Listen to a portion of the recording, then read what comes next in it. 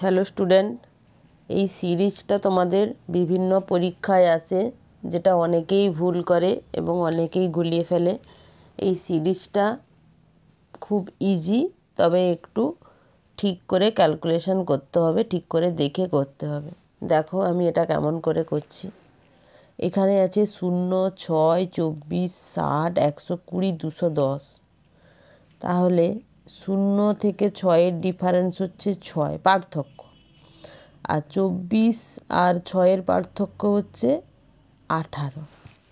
তারপরে দেখো এটা 24 আর 60 হলে হচ্ছে 36।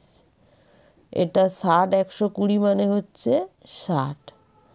আর এটার পার্থক্য হচ্ছে এটার পার্থক্য হচ্ছে 90। তাহলে এই সংখ্যাটা আমরা বের করব। দেখো এটা কোনো নিয়মে পড়ছে না, কারণ 6 3-এ 18, আবার 6 6 36, আবার 6 10-এ 60, কোনো নিয়মে আসছে না। তাহলে আমরা ক্যালকুলেশন করে যাব। দেখো 18 আর 6-এর পার্থক্য কত? 12।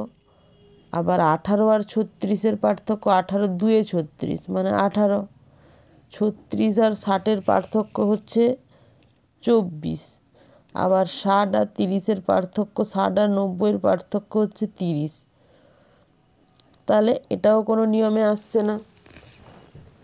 তারপরে আবার দেখো 12 আর 18-র পার্থক্য 6, 18 24-এর পার্থক্য 6, 24 আর 30-এর পার্থক্য 6। তাহলে দেখো 3টা 6 এসছে, তাহলে এভাবে করলে এটাও 6 আসবে। তাহলে এটা যদি 6 হয়, দেখো এটা 24 6 করতে 30 হয়েছে, তাহলে 30 আর 6 করলে এটা 36 আসবে।